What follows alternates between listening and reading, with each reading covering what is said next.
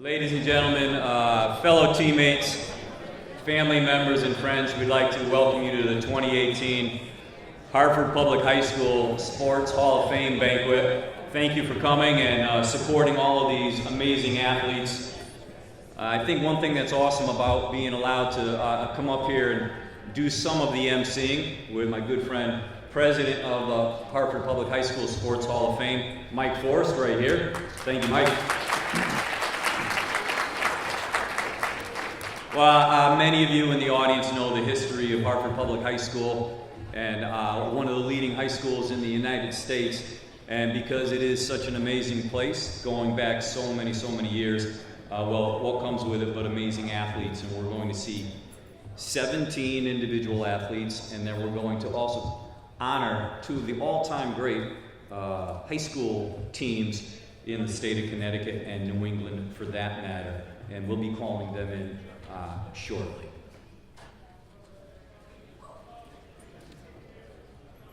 And there's Art Carrito, who will be doing our convocation.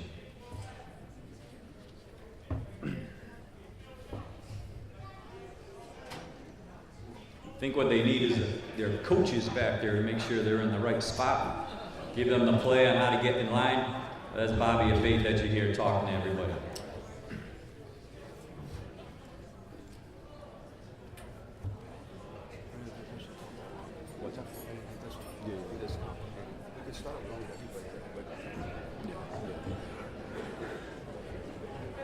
See, this is where maybe we could do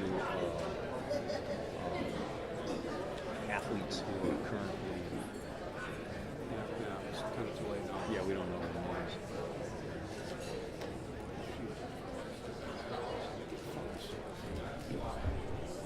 That's okay.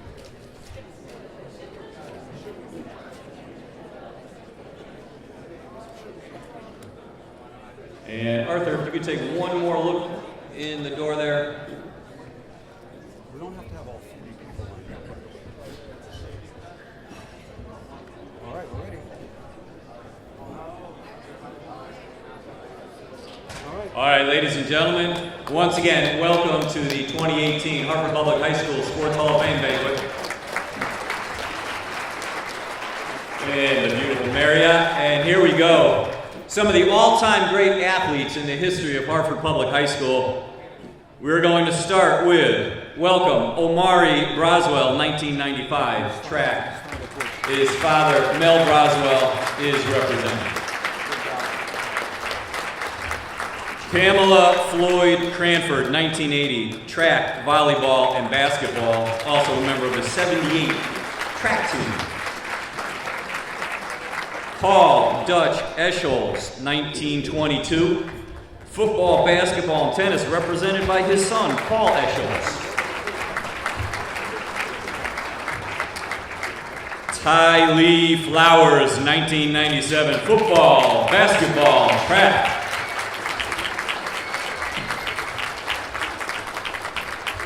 Jake Fournier, 1990, football, basketball, baseball.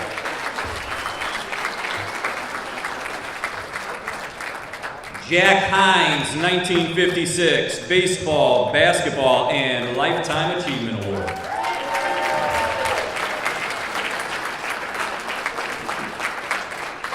And now the Joseph brothers, Elijah Pina Joseph, 2006, football, basketball, track. Eli Joseph, 2006, football, basketball, track.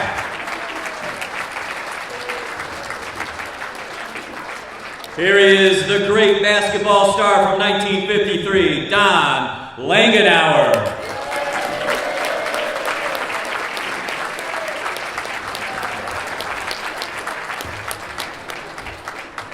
The man who is in the middle of the golden years of Hartford Public Sports, Gerald Lewis, 1976, football, basketball.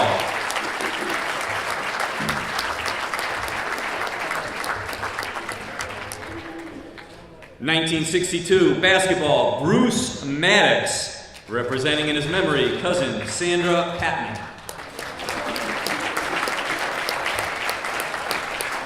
Coach, football track, Perry McFadden.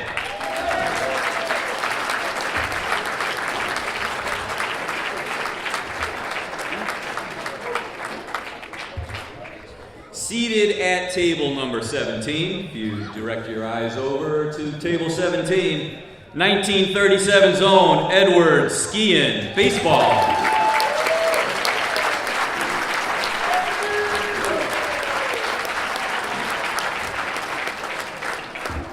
Arguably the greatest point guard in the last 25 years, Michael Thompson, 1994, basketball.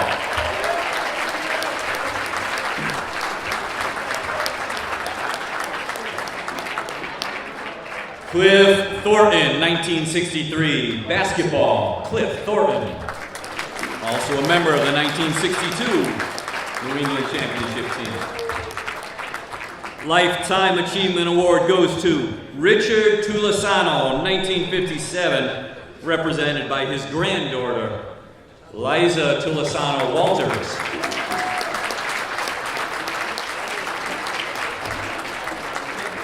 And rounding out our field of individual inductees, Bill Wyszynski, 1967, baseball, football, represented by his brother, Paul Wyszynski. Welcome, Paul.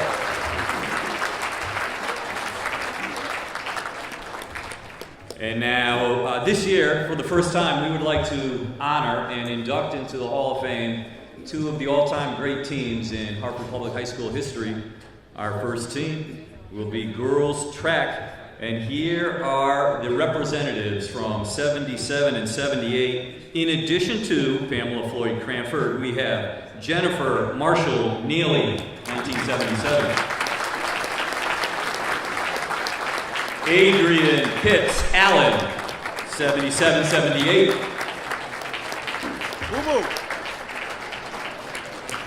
Joanne Marshall Hobbs, 1977-78. Phyllis Marshall, 1977.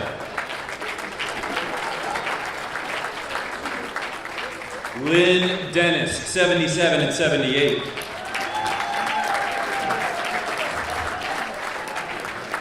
And the famous, the one and only, Joella Marshall, head coach, 77-78. And now our 61-62 basketball teams, in addition to Bruce Maddox and Cliff Thornton, Len Kostick, 61-62. Pat Burke, 1961. Represented by his nephew. And this is his nephew.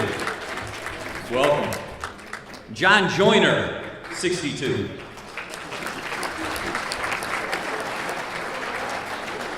Charles Chick Womack, 1962. Bill Jones, 62.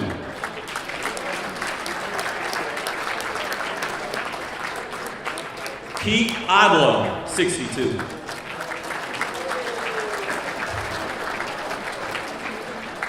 Paul Copes, 62. And here he is, rounding out the field, William Turner, 1962.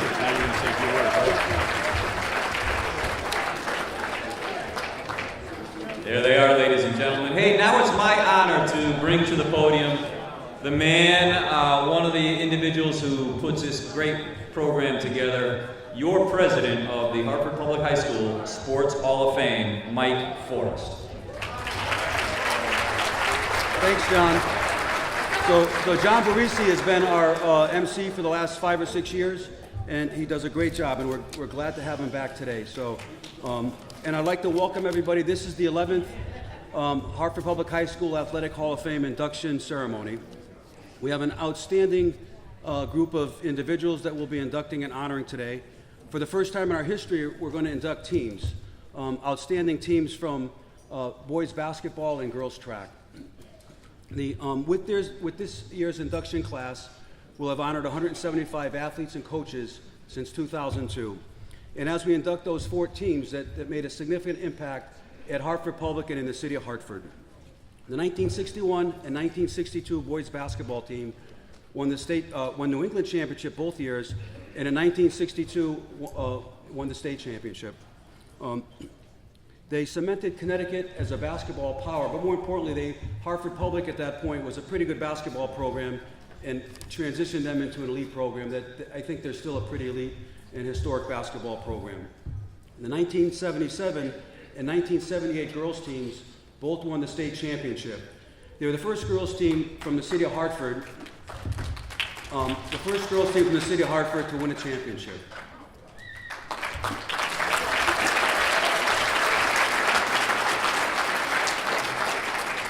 And that occurred after Title IX had been passed into law in 1972, kind of equalizing things, hopefully, in terms of boys and girls athletics. Since our last induction ceremony in 2016, we've awarded 8 scholarships to outstanding student athletes at Hartford Public. Our major source of funding is our golf tournaments. In the last couple of years, we've had over 100 golfers at each. In January of this year, we partnered with the school administration to raise 7 by 10 foot banners to the ceiling or to the rafters at the field house, honoring the school's 3 NBA players, Canby, Adams, and Nash. That was a great event. Channel 61 came to the event. They did their live sportscast from our field house with the 3 NBA stars live on the news with them. In February, we did the same for the great Lindy Remigino, again, raising a 7 by 10 foot banner at the field house for Lindy. The 2018 induction class is just a really good reflection of the great athletic history at Hartford Public.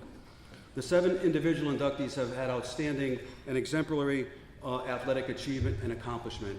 The teams were very successful and a credit to Hartford Public High School. So I'd like to welcome you all today and have a great afternoon. Thank you.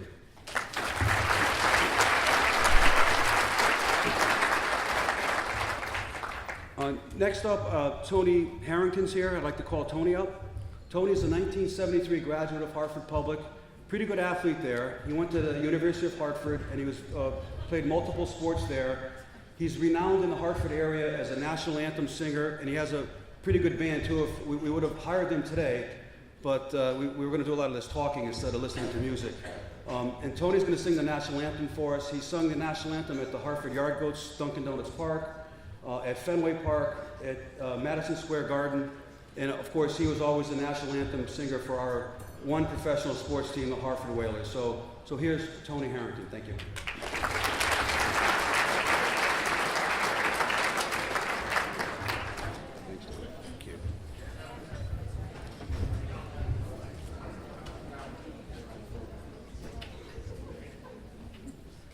Oh, say, can you see by the dawn's early light what so proudly we hailed at the twilight's last gleaming, whose broad stripes and bright stars through the perilous fight o'er the ramparts we watched were so gallantly streaming, and the rocket's red glare, the bombs bursting in air, gave proof through the night that our flag was still there.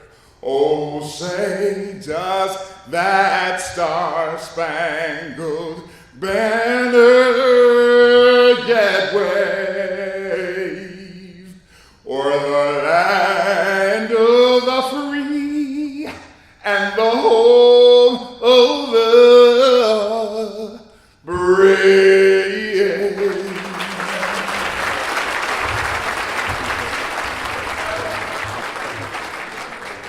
Thanks, Tony. That was great. Frank Giannini, the current athletic director, is going to say a few words. Frank, where are you? Here he comes.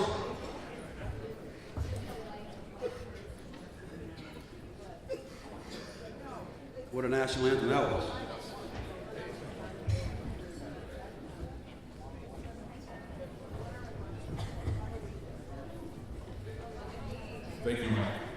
Good afternoon, ladies and gentlemen. My name is Frank Giannini. I'm the current athletic director at Hartford Public High School, and I was told I only have 2 minutes, so I prepared using a sticky note, so that'll give you a little bit of indication of how much I have to say. Hopefully you'll enjoy it. Basically, I'm going to tell you the state of Hartford Public and then a little bit about Hartford Public athletics, and I'm pretty much done. Currently, the school's making a transition back to one comprehensive high school. This is the second year we're running with only one principal. Thank you. And Mr. Anthony Brooks was hired mid-September to be our new principal, and he also has a new administrative team. In terms of athletics, currently our boys soccer team earned the privilege of playing in the CIAC tournament. We're at Annie Fisher at 4 o'clock. Hopefully the city will turn the lights on. So a little bit of a worried, but our field has taken a little bit of a beating. But there's a positive on our field, which I'll kind of tell you in a little bit. Our girls volleyball team has earned the right to be in the CIAC tournament. They play Farmington Monday at 6 o'clock at Farmington. I don't know if you've been following in the newspapers. The state has bonded us $1.2 million for a new turf field, lights, and hopefully we'll get a track out of this. And this would make Mr. Lindy Remigino up there really happy. Because every time he would come there, he says, Frank, when are we going to do this track? And I think it's going to finally get done. So we'll keep our fingers crossed and that'll happen. Just to conclude here, I want to thank the Hall of Fame. They always give our kids quite a number of scholarships. There's a few of our kids here today from last year, and a big thank you to the Hall of Fame for those scholarships. And again, I want to thank everybody for attending here today, and if you have a chance, come by and visit us at an athletic contest, and I think we'll be really happy with that. Have a good evening, good afternoon. Thank you.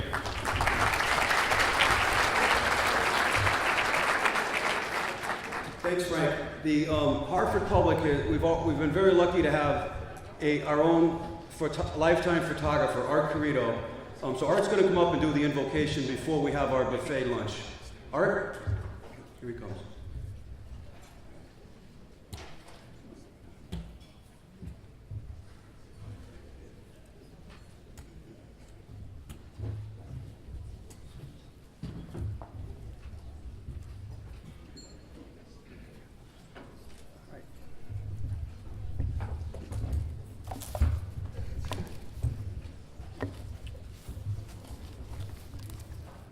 In a moment of silence, as well as bowing your heads.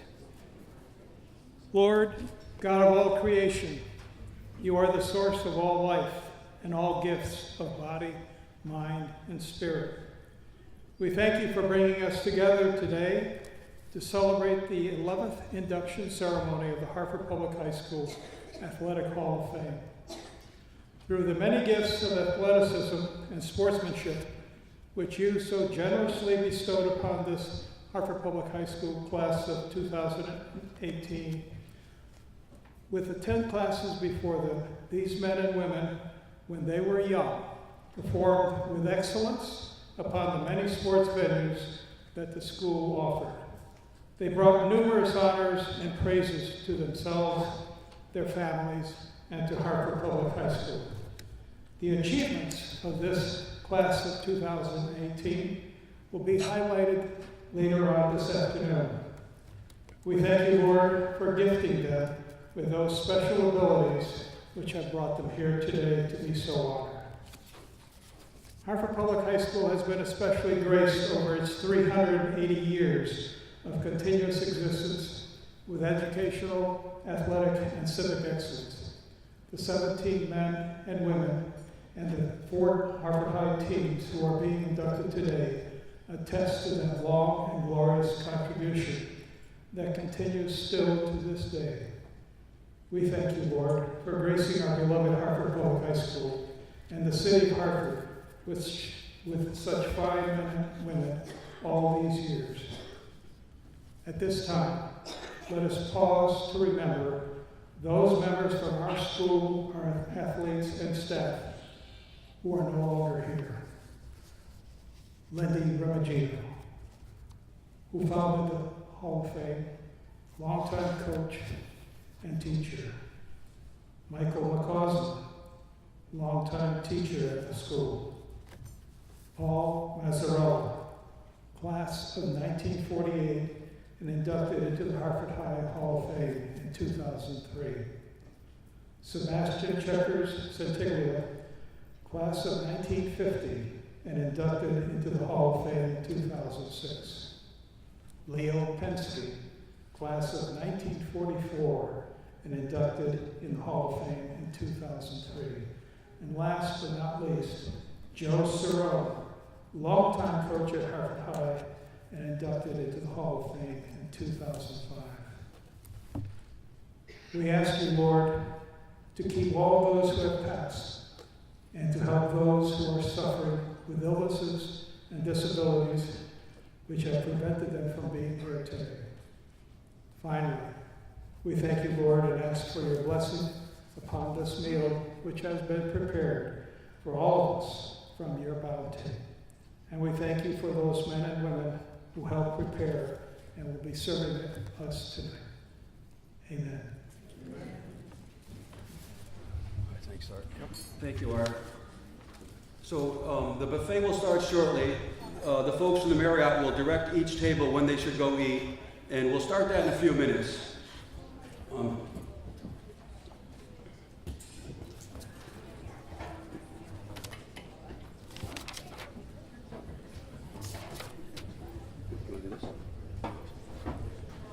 And as we know, you're going to be called to the buffet by table. Hey, why not mention some very famous individuals who are seated amongst us right now? Frank Tedeschi, 1955. Where's Frank? Okay, we have Gail Allen Green, Hall of Fame, 2014. And then we saw Betty Gunn, Coach, Hall of Fame 2010. Where'd Betty go? There she is. Welcome, Betty. Carl Hobbs, UConn star, coach there, and head coach at George Washington. Right over here. Carl Hobbs. Denise Jones, Hall of Fame 2008. Way over. Jack LaPlante, coach, Hall of Fame 2010. Where's Jack? Hey, Jack. Randy Levine, UConn baseball and basketball star. Where's Randy? Hey, Randy. Robert Bobo Lee, 1976, Hall of Fame 2014. He's a member of the committee too, right? And a member of the Hall of Fame committee. James Neely, 2008 Hall of Fame. Stan Pierkowski, coach, 249 career wins, Hall of Fame 2004. Welcome, coach. Pete Sala, Hall of Fame 2003. Marlon Mucci Starling, 1976, Hall of Fame 2014. Here he is. Class of 77, Hall of Fame 2014, Duffy Jernigan.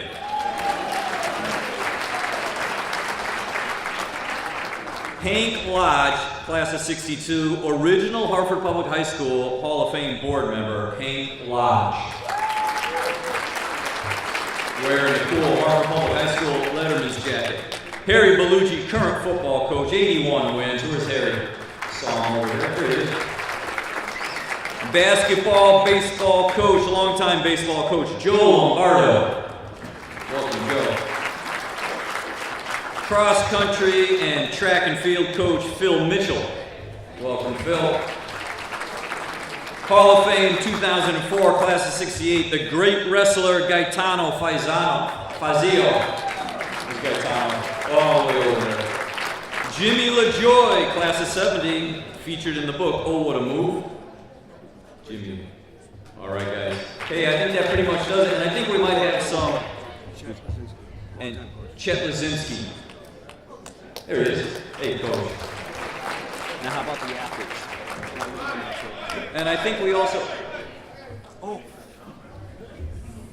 I apologize. The school's all-time leading scorer walked in a little late, but Paul Spence, class of 1990, played at the University of Hartford, and was inducted into the Hall of Fame, I'm thinking 2012-ish, but the school's all-time leading scorer is sitting right over there. Thanks. Oh, Vinny Iffy. One more. It was the table of my friends. I forgot them all. Vinny Iffy, class of 1980, played at UConn, played on the Puerto Rican Olympic team. He's over there. I apologize, Vinny, but Vinny Iffy. Anybody else? Sorry, guys. Hey, I think we might even have some young athletes here. Benedicte Alula, All-State in track, attending Southern New Hampshire University. Where's Benedicte? There she is. Welcome back to Zenadine Stewart, track and relay champion. There he is. And I believe the state champion in indoors 60 meters and outdoors at 100 and 220. That would mean the fastest sprinter in the state, Leon Campbell. Okay. And that's good news because it looks like our tables are being brought up right now. So we will see you after our meal. Thank you.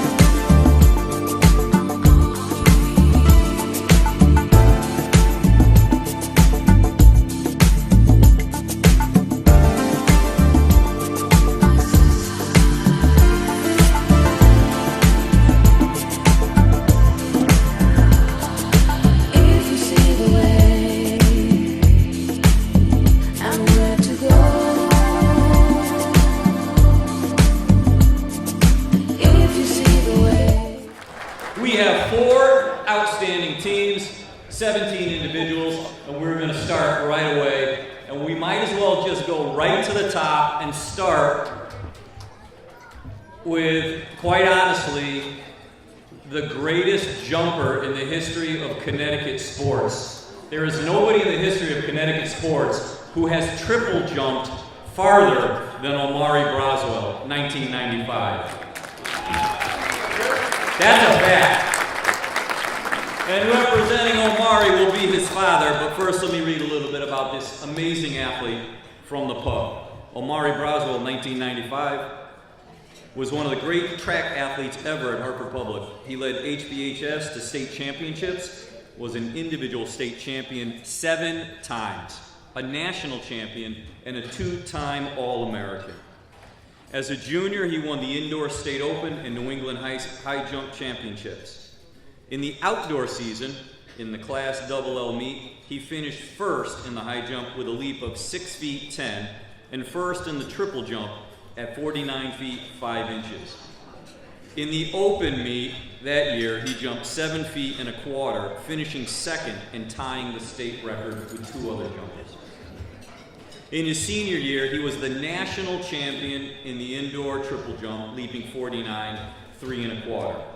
In the outdoor season, Omari Braswell led Hartford Public to its 20th Class XXL state championship.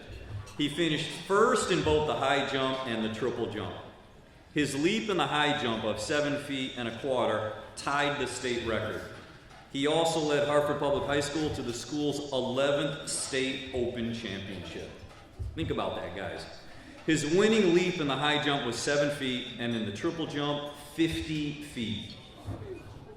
At the conclusion of his senior season, Omari Braswell received a prestigious award at graduation. Presented to him by his father, another Hall of Famer high jumper, Mel Braswell, Omari was named the best two-way jumper in the United States by Reebok and USA Today.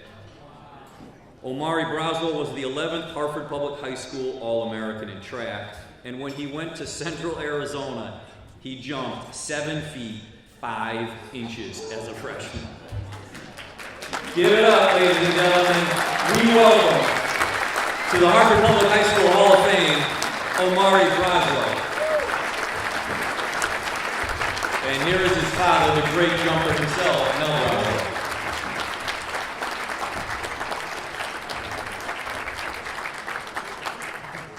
Now, may I just say something real quick, or do you want to? You can go ahead. Okay. Omari was on his way here. He is okay. He was sideswiped, I think in East Hartford. He is fine, but his car is not. And because of that mishap, he called. He's like, "Dad, you got to take my place." And I can't think of somebody better to replace Omari than the great Bush Braswell.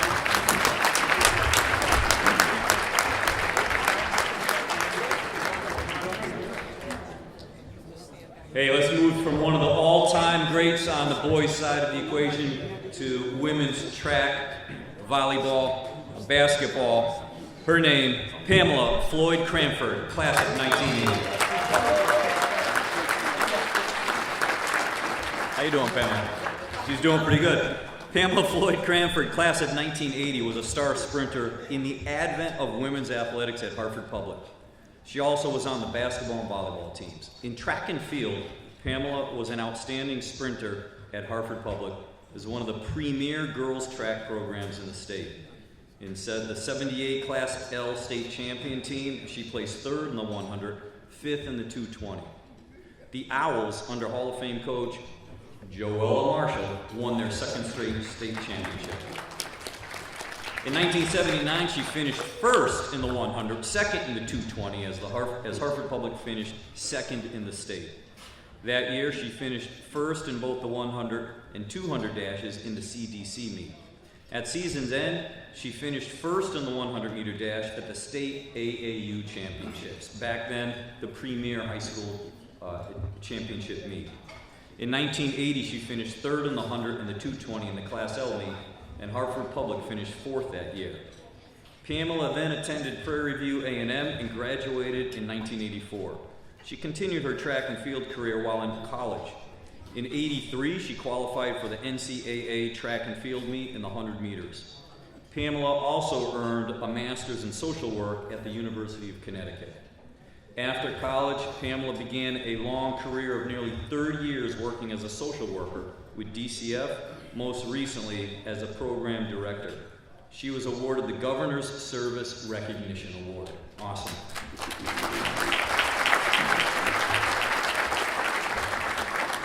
Pamela Floyd Cranford is a classic Hartford Public High School athlete who not only excelled on the field, but after her playing career went on to serve the public. Well, in 2017, she was elected to the board of directors for the town of Manchester. We welcome, proudly, Pamela Floyd Cranford to the Hartford Public High School Athletic Hall of Fame.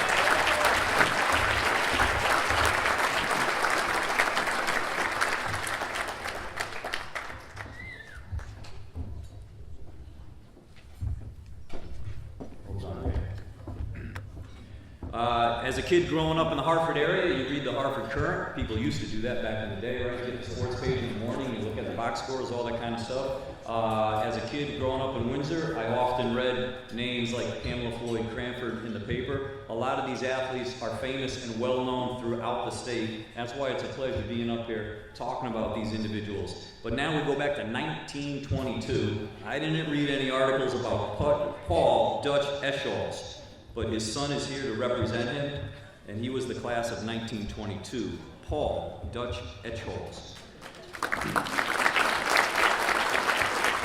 Dutch was a star in 3 sports, football, basketball, and tennis, and he was captain of each as well. In football, he was a 2-way player for 3 seasons on strong hilltop teams that were regularly the best in the state. Those years, he led the team to a 3-0 record against powerful Hillhouse and 2-1 against rival New Britain. He was team captain as a senior. He started a 23-0 win over New Haven, throwing for a touchdown and running for another while quarterbacking the Hilltoppers to the victory. In another win over New Haven, he intercepted a pass and ran 80 yards for a touchdown in a 13-0 win. In basketball, he was even better. He was the captain for 3 seasons as a senior at Hartford Public, was arguably the best team in the state with a 13-1 record. He averaged 17 points per game that year, scoring more than half of the team's points. In a win over Manchester, he scored 28 points in a 36-26 victory. In another game, he scored 14 in a 27-24 win over the Yale freshmen. Their one loss that year was to an out-of-state team. He then went to RPI. There he played football, basketball, and baseball and earned 11 letters. He captained the football team and the basketball team for 2 years in college. He held the record for points scored in a basketball game. In a game against Connecticut Agriculture, that's UConn, he scored both touchdowns in an RPI 13-7 win. He was inducted into RPI's Athletic Hall of Fame. After he graduated from RPI in 26 with a degree in electrical engineering, he stayed on to teach, get a graduate degree, and coach freshman football. Dutch was also class president.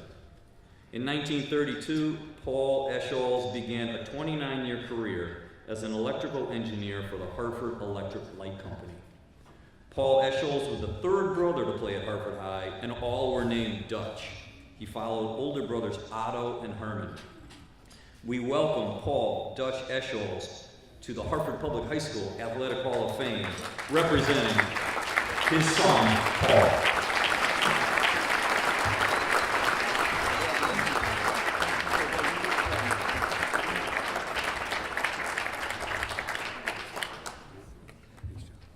Thank you, Paul. Now we move to 1997, one of the all-time football greats, Ty Lee Flowers. Where's Ty Lee? There he is. Hey, Ty Lee wants you to know this. He would like to thank his parents for their support during his 4 years. His parents are also pub graduates. Ty Lee Flowers, class of 1997, was a multi-sport athlete performing on the football field, basketball court, and in track and field. He made his strongest statement as a football player on the Jack LaPlante coached teams. As a football player at Hartford Public, he had many outstanding games. Some highlights are 8 tackles and an interception in an 18-0 win over New Britain. In another game against Connor, a 14-7 win, he recorded 13.5 tackles. 13 tackles in one game. His senior year, the 6'1", 220-pound linebacker had 116 tackles, 3 interceptions, and 4 fumble recoveries, leading the Owls to a solid 7-3-1 record. For his career, he logged an astounding 223 tackles, 5 interceptions, and 7 football recoveries. How about a round of applause? 223 tackles.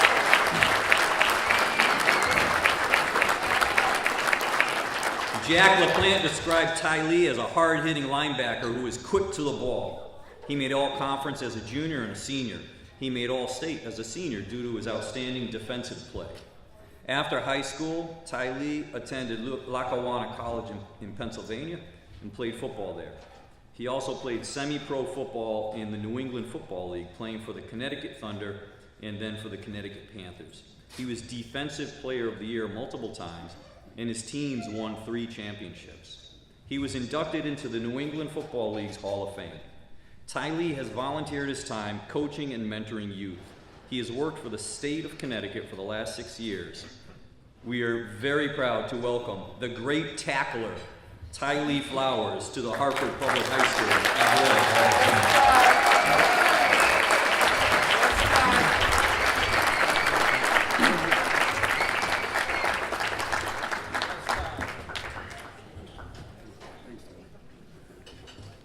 Now we move from the gridiron to the diamond, which reminds me of some comedian who, forget his name, I should know it, George Carlin, comparing football to baseball. You know that, Jake Fournier, right? 1990. Great baseball player at Hartford Public High School.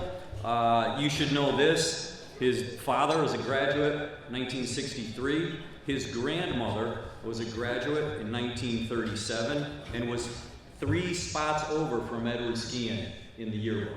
So we got a Hartford person here. But he did move to Portland, and when he was out in Portland, Oregon, his mom and aunt were coming out to visit maybe his future wife. And she said, I've never met them before, how's it going to go? He goes, I don't know, because I have a double header today. So she spent the whole day with him, and they said to Alicia, we're going to warn you, there is nothing he loves more than baseball. Well, when I said, hey Jake, is there anybody you want to sort of thank or talk about? Without hesitation, he said, my wife Alicia, tell her I say thank you to Alicia.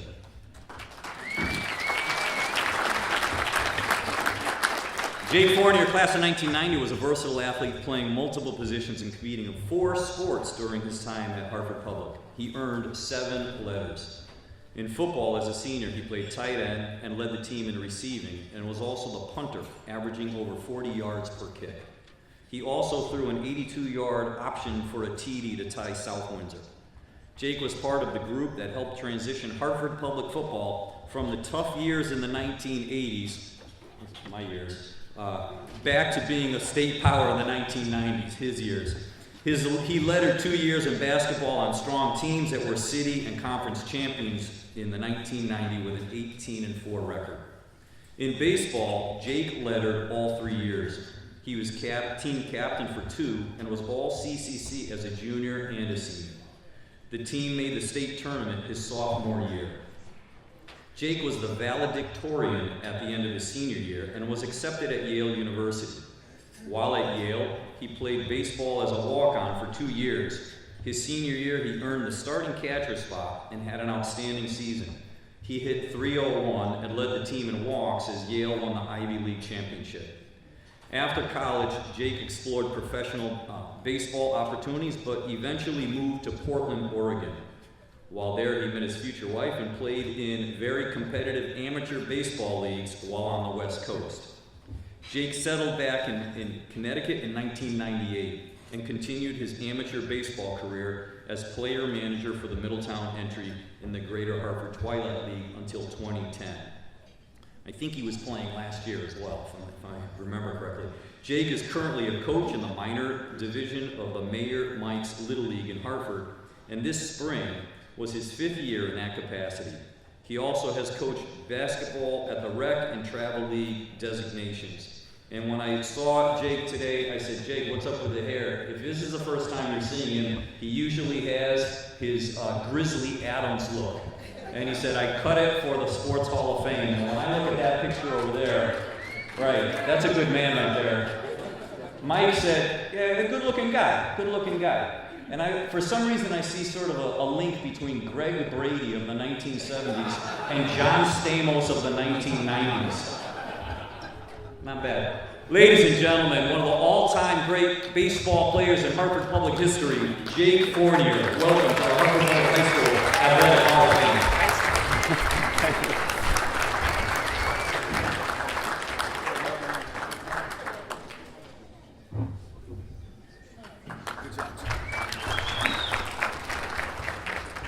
And now we go to a Lifetime Achievement Award, a Hartford Public High School Athletic Hall of Fame. Would like to welcome Jack Hines, 1956. Jack Hines, class of 1956, played on the baseball and basketball teams from Hartford Public High School. In baseball, he was catcher and team captain. He caught for Hartford Public High School Hall of Fame pitcher Pete Sala. Jack was behind the plate in Sala's 10-inning, 1-0 shutout and win over New Britain and their flamethrower, Steve Dalkowski.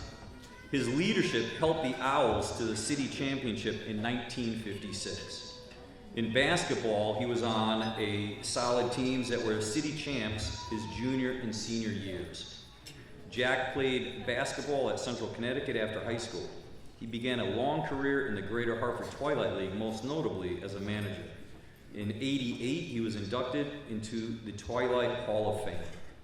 Jack was involved in amateur athletics in Bristol for many years. He also currently serves as the president of the Bristol Sports Hall of Fame after serving as executive director and a board member. He authored the Bristol Sports Hall of Fame Scholar Athlete Ceremony that is named in his honor.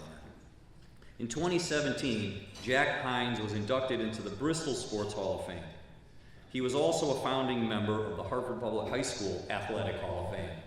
Jack has received the Bristol Boys and Girls Club Humanitarian Award and the Bristol Tramps Chuck McCarthy Award in 2000. Jack Hines has also received an honorary degree from Texas Community College, the first the school ever granted. And before we officially induct Jack into the Hall of Fame, we would like to welcome from Bristol's City Council, Peter Kelly, who would like to read a proclamation in honor of Jack Hines, class of 1956. Ladies and gentlemen, Peter Kelly. Thank you.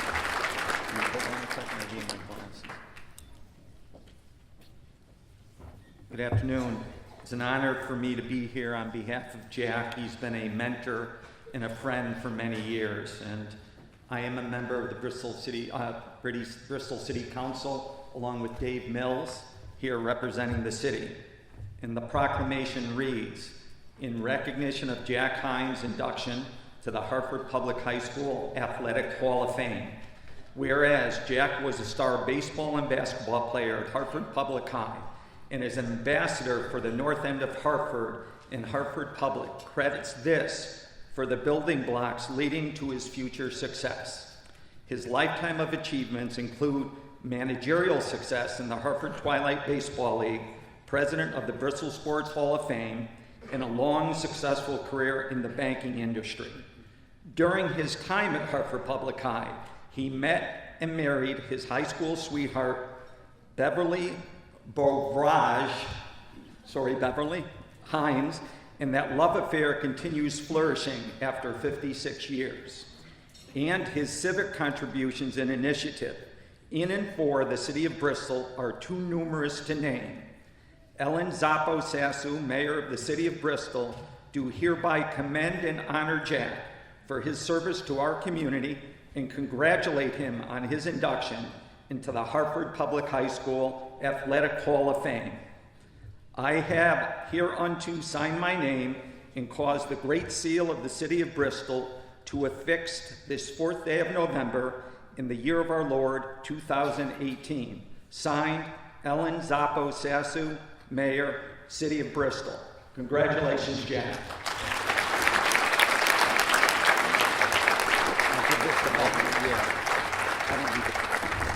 We now welcome to the Hartford Public Athletic Hall of Fame, Jack Hines.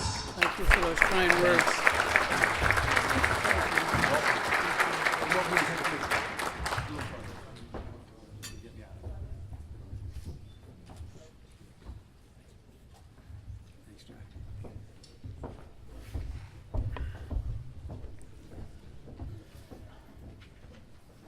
Elijah Pina Joseph, class of 2006. Elijah Pina Joseph, class of 2006, was a multi-sport athlete at Hartford Public with his greatest success on the football field. He also played basketball and competed in outdoor track. In football, he starred on teams that went 7-4 and 8-2 in back-to-back years, winning a city title and 2 CCC East Conference championships. His junior year, the team made the state playoffs.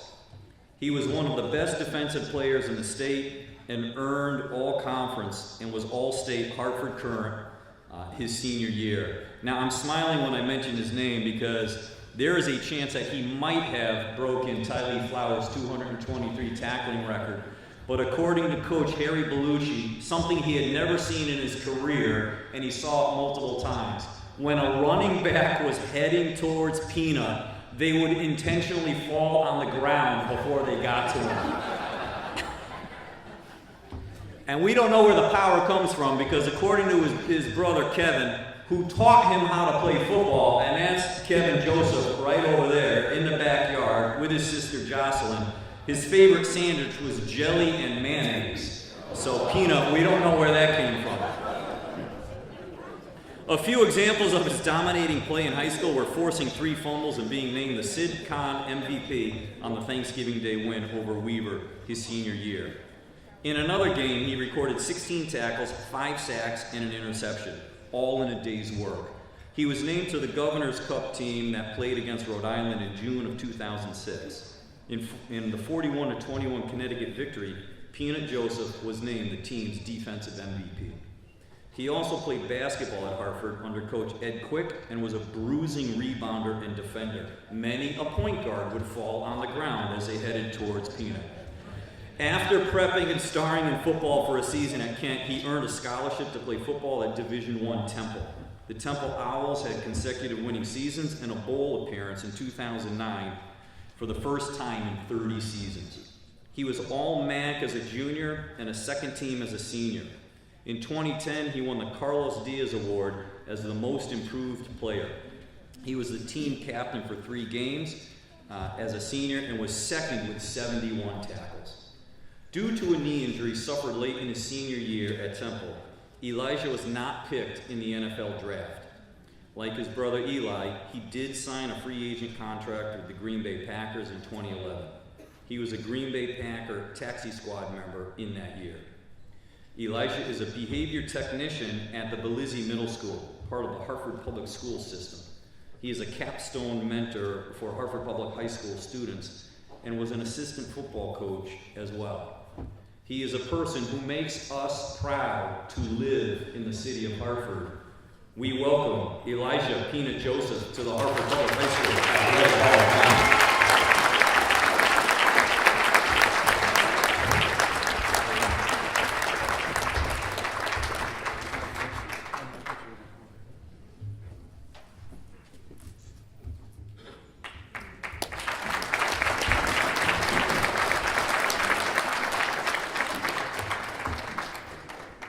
You know, Harry Bellucci said, bar none, the greatest football player I ever coached was Elijah Peanut Joseph.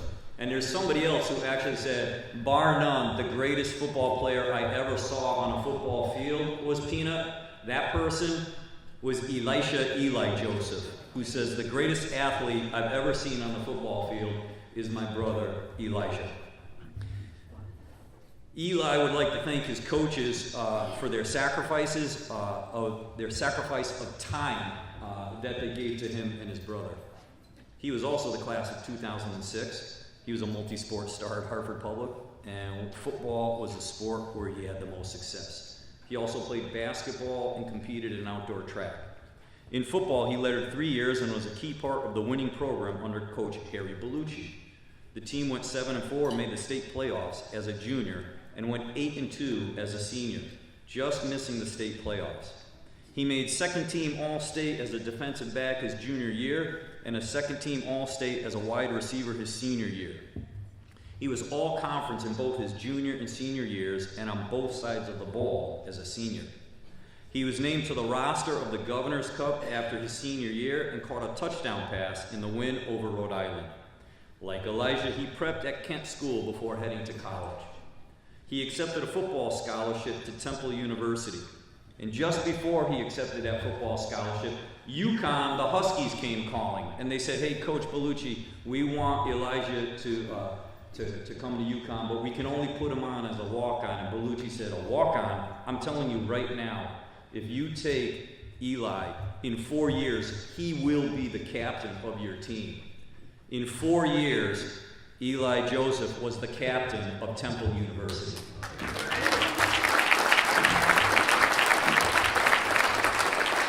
At Temple, he joined his brother Elijah and another Hartford Public High School graduate, Brian Sanford. The HBS connection under Coach Al Golden brought the Temple's football program to unprecedented success. The Temple Owls had consecutive winning seasons and a bowl appearance in 2009 for the first time in 30 seasons. Playing nose tackle, at 288 pounds, he excelled. In his senior season, he was named All-MAC first team and to the All-Academic team. He was team captain for 9 of the games that season. One of 7 players to start every game, he logged 44 tackles. Eli was signed as an undrafted free agent by the Green Bay Packers. He was on the Packer taxi squad in 2011, Steelers 2011-12, and the Falcons in 2012. He eventually returned home to Harvard and is now a behavioral technician at the Moylan School, part of the Hartford Public School System. He also is an elementary basketball coach and a Hartford Public High School capstone mentor. Another person who makes us proud to say we belong to Hartford, and a little sharper looking than Jake Fournier, we welcome Eli Joseph to the Public High School Hall of Fame.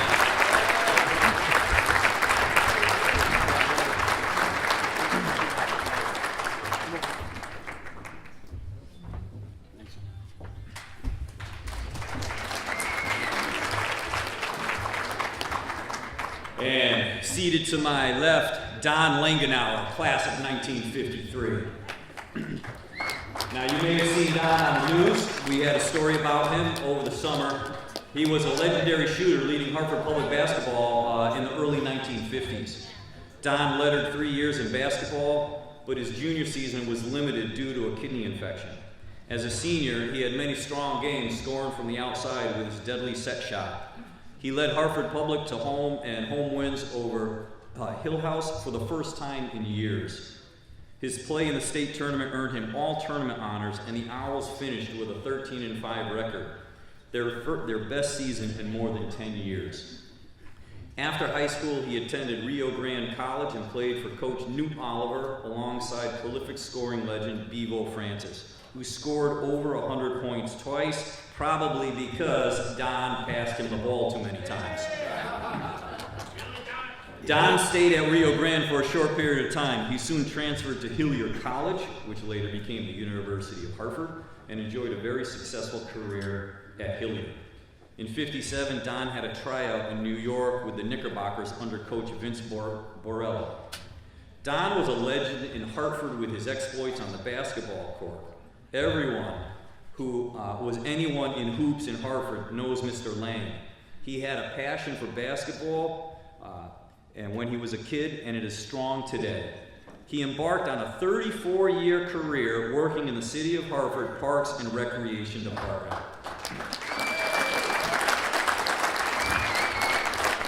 Don worked at many different parks and centers across the city and settled in at Day Park and the Parkville Center in the city's Parkville area.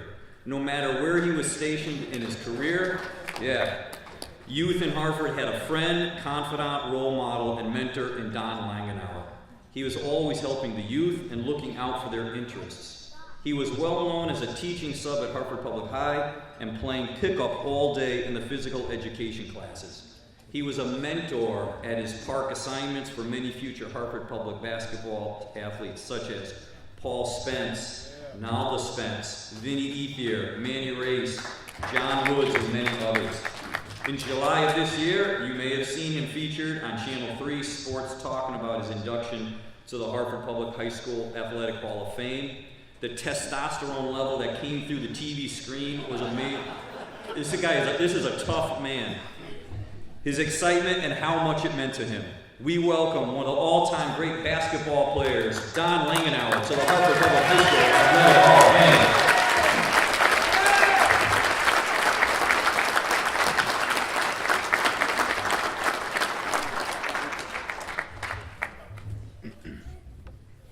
And this is all from one high school, my folks. This is not like many different high schools.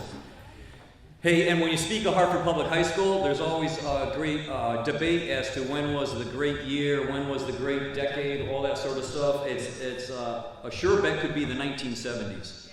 And one of those great athletes from the 1970s is our next inductee, Gerald Lewis, 1976. And you know, when you talk about 1976, you can't help but including Duffy Jernigan, Steve Adams, Willie Poole, Robert Lee, they're all together. Gerald wants everybody to know this. This is a fact. He said, "It was a pleasure to play ball at Hartford Public from 73 to 76. We had either an all-state or all-American athlete in every single sport in those 3 seasons.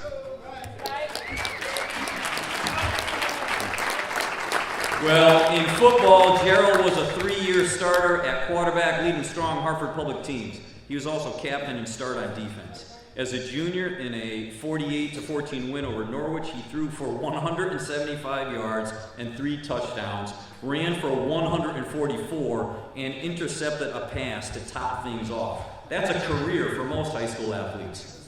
He was featured for his efforts in the Hartford Times as the Player of the Week. In another game, he ran for over 100 yards and threw a 45-yard TD in a 22-2 win over rival Buckley. Gerald started his senior year scoring 2 touchdowns in an 18-6 win over Warren Harding. In a 42-0 win over Wilbur Cross, he ran for 2 and threw for 2 touchdowns. He steered HPHS to a 14-0 win over Buckley, scoring a touchdown in the Owls' 3rd straight win over the Bulldogs.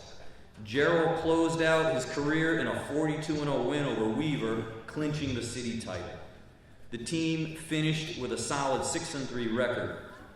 Gerald Lewis was named Hartford Times All-City for 3 years. After high school, Gerald attended Florida A&M University, graduating in 1981. He settled down in Delray Beach, Florida, and has been a highly successful youth coach. He has received several city council commendations for his coaching youth football, basketball, and baseball. We welcome one of the all-time great quarterbacks, Gerald Lewis, to the Hartford Public High School Athletic Hall of Fame.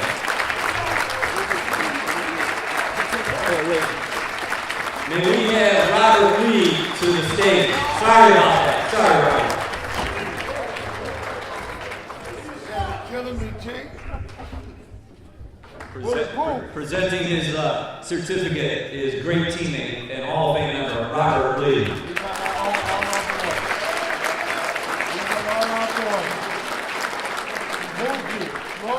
Up here. This is his bag. Don't be mad, y'all.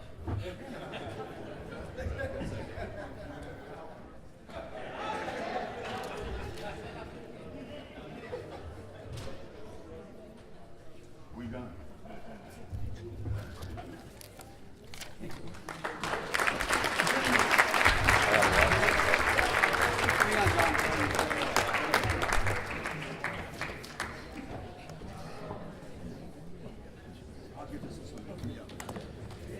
Could you imagine having that 76 crew in your class? It must have been quite a crew.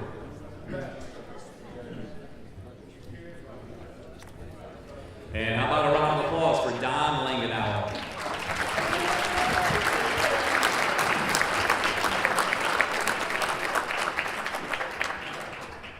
Following Don, one of the all-time great basketball players in pub history, we now honor Bruce Maddox, 1962.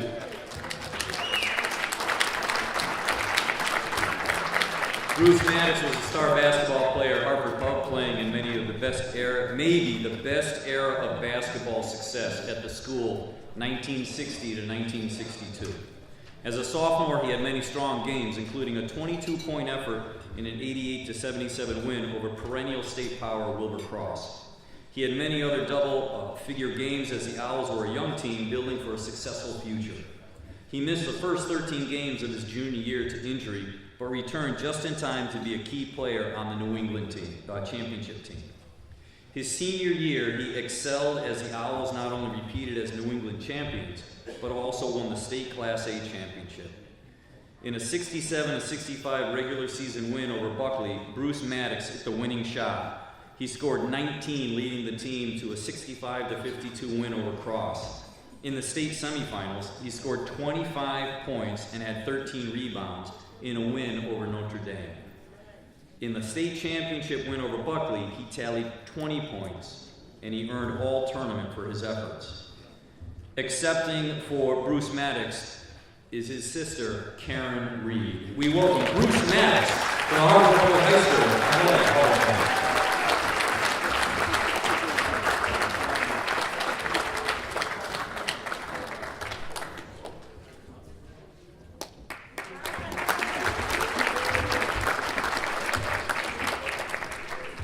And now we move to one of those individuals that a lot of these athletes thank and admire, one of the all-time great coaches from Hartford Public, Perry McFadden. Coach McFadden. Perry McFadden was a longtime coach at Hartford Public. His biggest success was being Jack LaPlante's right-hand man, helping get the football program back on track, living up to their winning tradition. Perry starred in football at Northwest Catholic in West Hartford. He earned a scholarship to the University of Connecticut, where he played football from 73 to 75. He was on the Yankee Conference winners in 74 and was a solid blocking fullback, and I remember reading about Perry McFadden in the Hartford Courant as a kid. As a coach at Hartford Public, Perry was Coach LaPlante's top assistant and defensive coordinator from 88 to 2003. Perry was coordinator on some strong teams, including the 1994 group that won the Class LL state championship with a 22 to win over Southington. That team allowed only 67 points all year and was arguably the top defense in the state. Many of Perry's defensive players earned awards such as All-Conference and All-State. Perry McFadden was also a track coach for 11 years at Hartford Public, 7 as an assistant and 4 as the head coach. He was the assistant track coach on outstanding teams that included the 1995 Class LL State Open champions and teams that were runner-up in Class AA in 93 and 94. Perry has been awarded the Secretary of State Susan Beisowitz's Youth Volunteer Award, the Masonic Temple Commendable Service Award, and the Hartford Midget Saints Service Award. He also has been a longtime Board 6 basketball referee and was awarded the Connecticut IAABO 25-Year Service Award. Perry is a member of the Greater Hartford chapter of the NAACP, Northern Connecticut chapter of the National Football Foundation, and the College Hall of Fame Committee. A true hero for the city of Hartford, we welcome Perry McFadden to the Hartford Public High School Athletic Hall of Fame.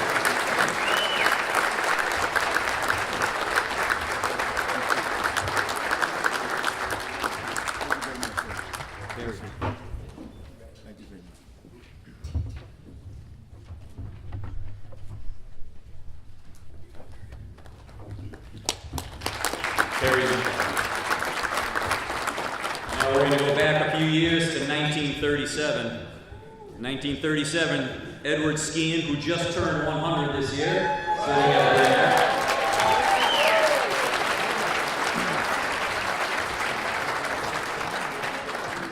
And if I may, I've played my fair share of sports and I've watched my fair share of sports, and sometimes it bothers me when they describe the playing field as the battlefield, as one time I was in a road race and it was going forever, and like, this is like the Bataan Death March, and I'm like, no guys, it was nothing like that. And then I say, no, this isn't a battlefield.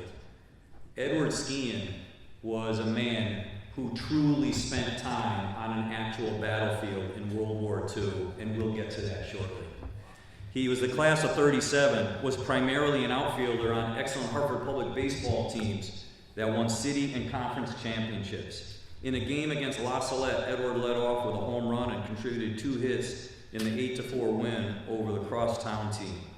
He had many other multi-hit games and could play any position where Hartford Public High School Hall of Fame coach Woody Woodworth needed him. Center, right, first base, and shortstop were a few positions where Ed Skean was able to play and excel. After high school, Ed attended Hartford State Technical College, graduating in 1939. Life was disrupted with the onset of World War II, and soon Edward was in the U.S. Army.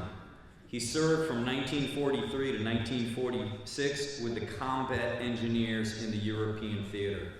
Edward Skean is a veteran of the Battle of the Bulge, a key turning point to facilitating the end of the war in Europe.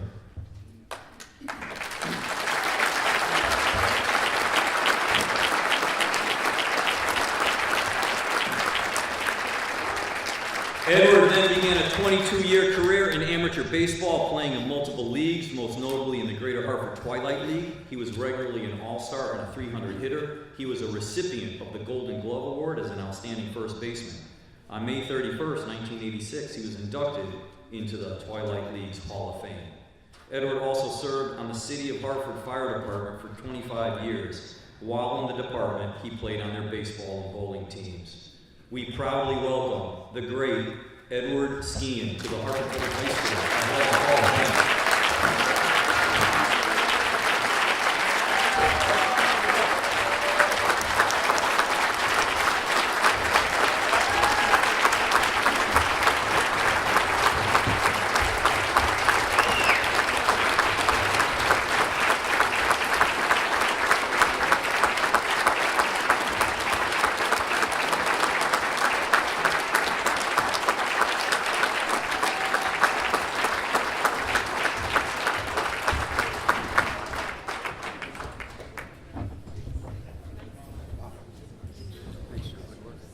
That was pretty cool.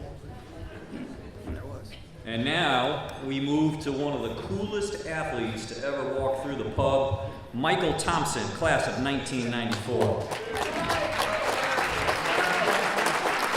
Okay, Michael would like to thank his mom, who was a tennis player for Hartford Public back in the day. And he would also like to thank his daughter, Danielle, who was a cheerleader for a year at Hartford Public back in 2000s. Michael Thompson, class of 1994, was a starter on two of the great teams in Hartford Public's outstanding basketball history. His leadership and pesky defense were key to a combined 2-year record of 50-1 and 2 successive Class LL state championships in 1993 and 94. Michael was a 3-year starter at guard. As a junior, the 93 team went 27-0, winning the Class LL state championship and being voted the #1 team in the state at year's end, and quite possibly the greatest basketball team in Hartford Public history.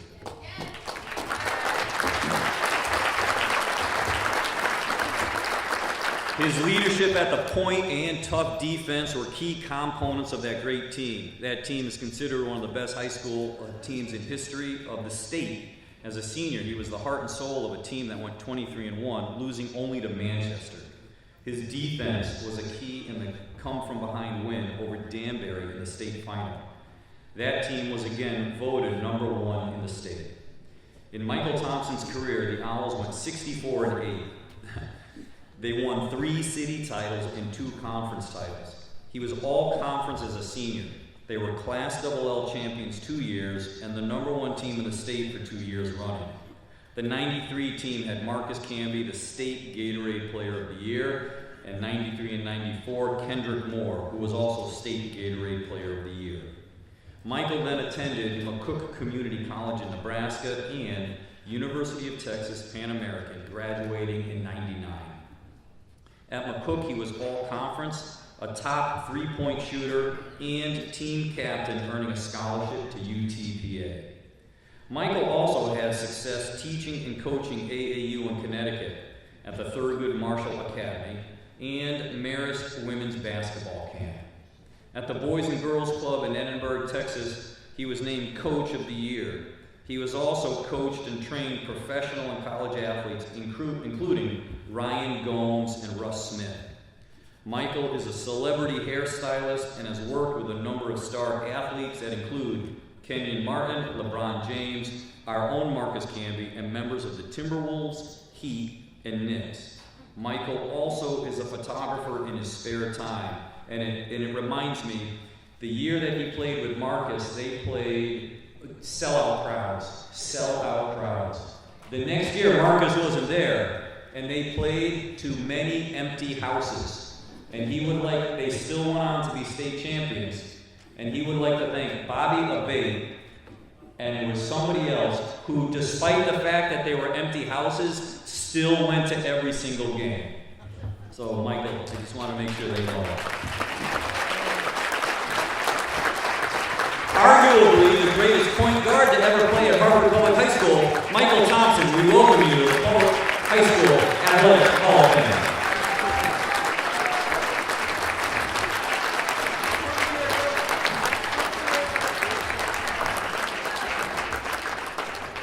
There he is. Although I know the guys from 76 might have a few things to say about that, but anyways, we'll see them out on the parking lot. All right, let's go to 1963, one of the all-time greats, Cliff Thornton. Cliff Thornton, class of 1963, was a star basketball player. He played a key role on the Class A state championship team and the 1962 New England championship team, and was an all-state selection the following year, his senior season. He was an excellent shooter. In the 62 basketball season, he augmented a strong team with his ability to put points on the board.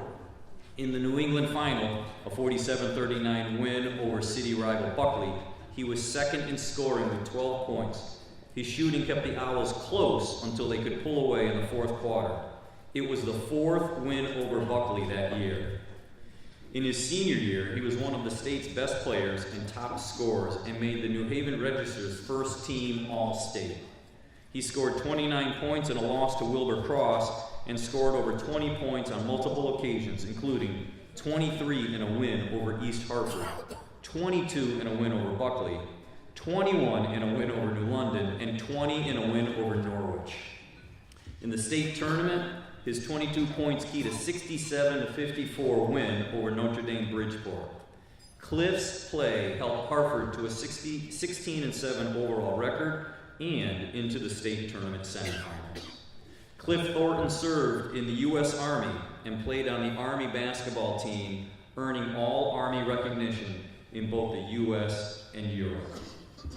Along with Margaret Thornton, they founded Efficacy, a nonprofit organization advocating drug policy reform. In the effort to bring drug use under regulated control, he traveled and spoke to thousands all over the world. He was described by Amherst College's online newspaper as America's foremost anti-drug war African American activist. Cliff also has been politically active, serving as a co-chair on the Green Party.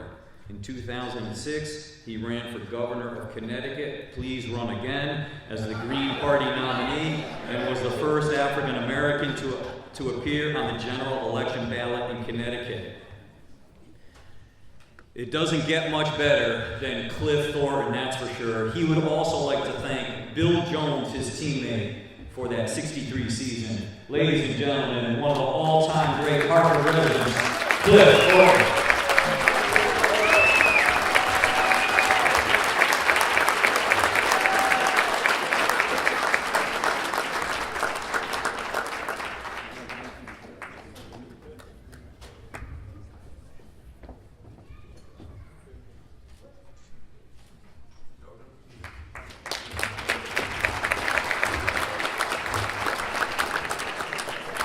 Say this, and I want you to understand that Bruce Maddox was probably one of the best shooters ever to come out of the state of Connecticut.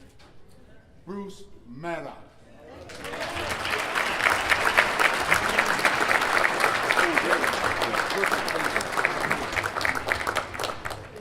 And now we transition from one great Hartford Public activist to another.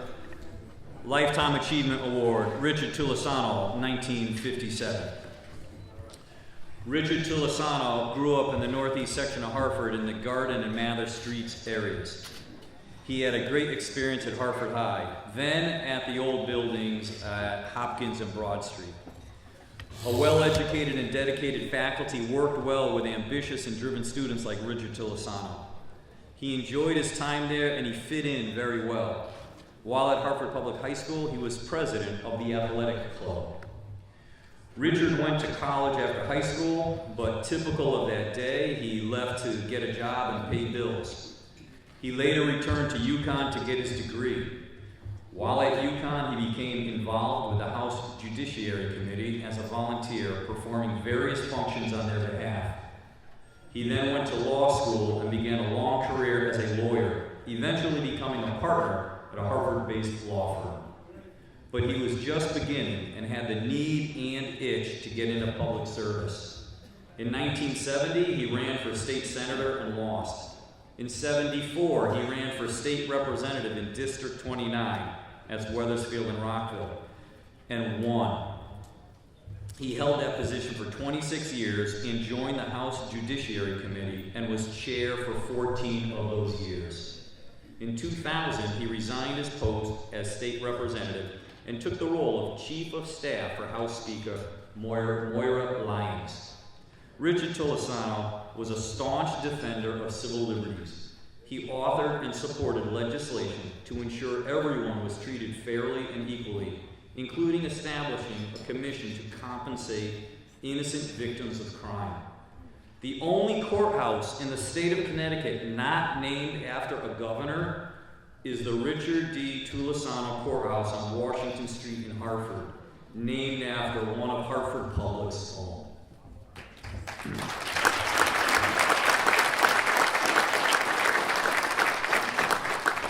Accepting for the great Richard Tolosano, his granddaughter, Liz Tolosano Walters. We welcome Richard Tolosano to the Hartford Public High School Athletic Hall of Fame.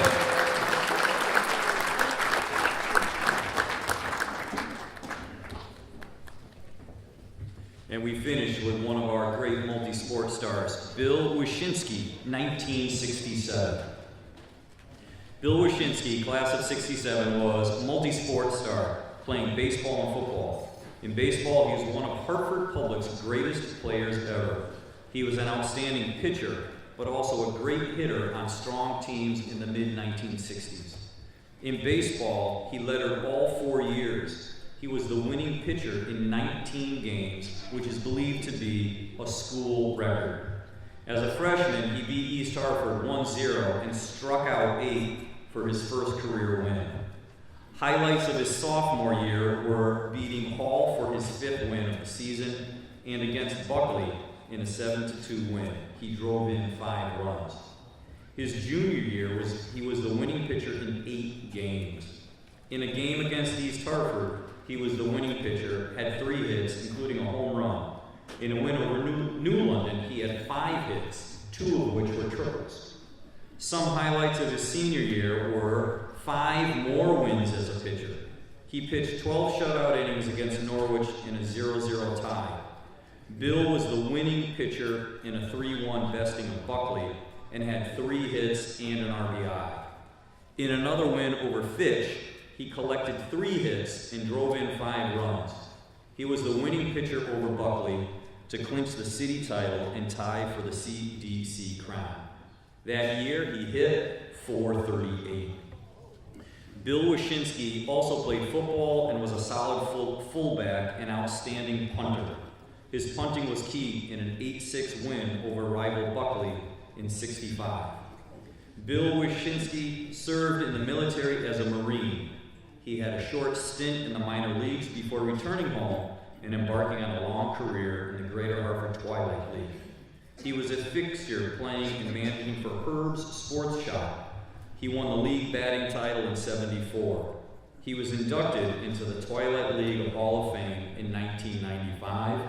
Easily one of the all-time great baseball players from Hartford Public High School, we welcome Bill Wyszynski to the Hall of Fame. Accepting is his brother, Paul Wyszynski.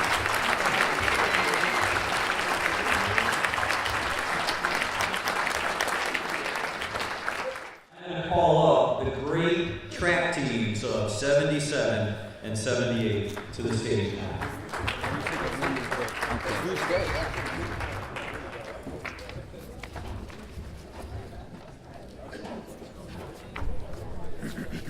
Hey, either side. Oh.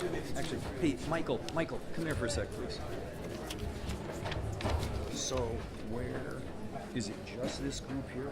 Yeah, it's going to be about 7 girls. Okay, but do you want me to read? Let's read the whole story. Okay. Do you want me to read? Read 70. This stuff here. Yeah. So what we'll do is we'll read the stories, and then we're going to introduce all the girls, even the ones that aren't here, and then the ones that are here we'll present the things to. Okay. I'll be right back. Okay, can I have them come up right now? Or do you want to wait? Just tell them, they can come. We'll start in about 2 minutes. Okay, we're going to, I'm going to call up our 77, 78 team members, and then we'll start.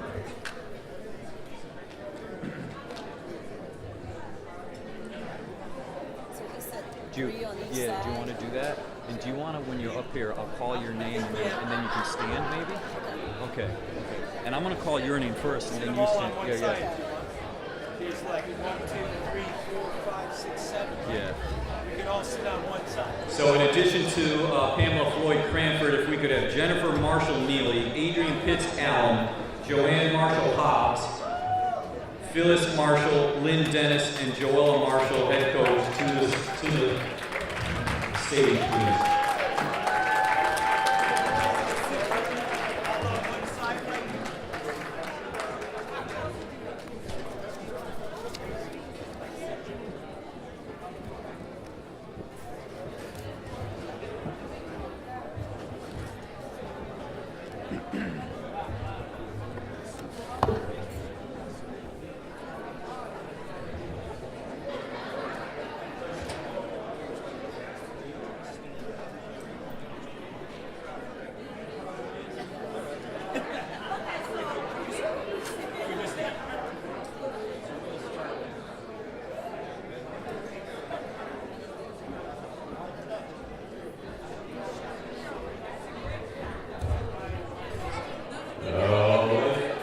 Audience, we are going to start in about 2 minutes, so if you could make your way back to your dinner table, and we will talk about the great 77 and 78 outdoor track team from Harvard Public High School. So we will begin in 2 minutes, if you could kindly make your way back to your tables. Participation in, be denied the benefits, or be subject to discrimination under any education program or activity receiving federal financial assistance.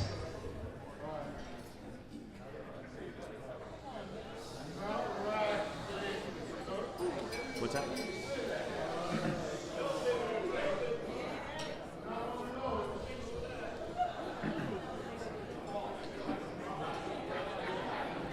Joella Marshall, a graduate of Weaver High, earned her bachelor's degree at Spelman College in Atlanta, and then her master's at Springfield College.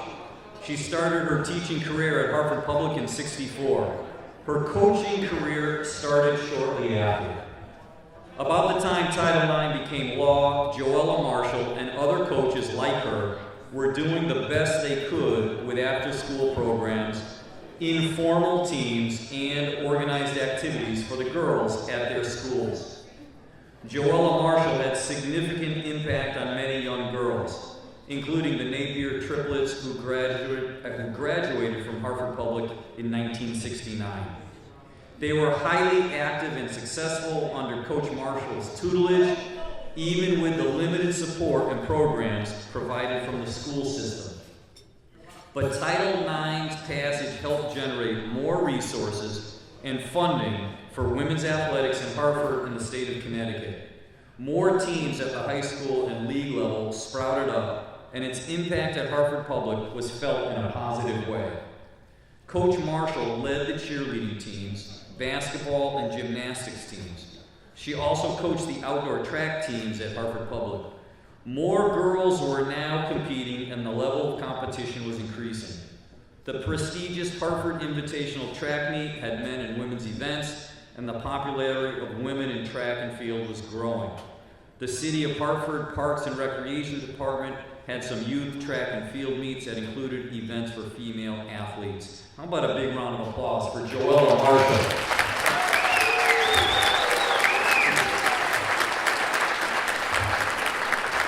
And then in the 1970s, Coach Marshall was seeing good progress and development of her track teams at Harvard Public. In the 76 state meet, Harvard Public's Jennifer Marshall Neely placed first in the 100 and 220-yard dashes, and they competed well at the state level. With Marshall Neely heading into her senior year in '77 and a number of younger runners coming into the program, Coach Marshall's efforts were paying off, and she had much to look forward to.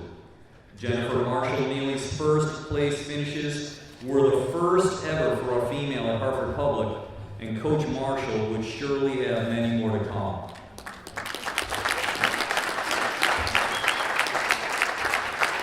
As the 1977 season began, the team had good promise, led by Marshall Neely, one of the state's best track stars. The team did well and was building off the success of the previous year. Coach Joella Marshall felt good about the future as the team returned many athletes for the 77 season and also gained some good athletes with the incoming class. The good start that year included winning the city championship. Adrian Pitts Allen, Phyllis Marshall, Rashida Adiova, Joanne Marshall-Hobbs, and Lynn Dennis all contributed to strong team results. Coach Marshall and her assistant, Migdalia Rodriguez Acosta, prepared the team for the state meet coming up in June at Shelton High School. And then Hartford City history. In late May, the team competed in the Class L sectionals at Windsor High School. Although the team finished third, it had qualified many athletes for the state meet that was scheduled only a few weeks later. Jennifer Marshall Neely had 3 first-place finishes in the 100 and 220 and was a member of the 4x110 relay team. Adrian Pitts Allen had 2 firsts in the 80 hurdles in the 4x110 and a second in the 440. Lynn Dennis was second in the 2 mile and 4th in the mile. Milagros Martinez qualified in the 440, and the team was well positioned to compete in the state meet. At Shelton, the Hartford Public girls, led by Marshall Neely and Pitts Allen, totaled 50 points to win the Class L state championship. They outlasted North Haven, New Britain, and Hall High to win. Marshall Neely contributed to the scoring by finishing second in the 100 and third in the 220. She anchored the first place 4x110 relay team to complete an outstanding performance. Adrian Pitts Allen was first in the 80-yard hurdles, second in the 440-yard race, and was on the winning 4x1 relay team, having an outstanding meet as well. Lynn Dennis picked up a second place in the 2-mile run. Rashida Adiova and Phyllis Marshall were the other winners on the 4x110 winning relay team. And thus, they became the first championship for a girls team from the city of Hartford.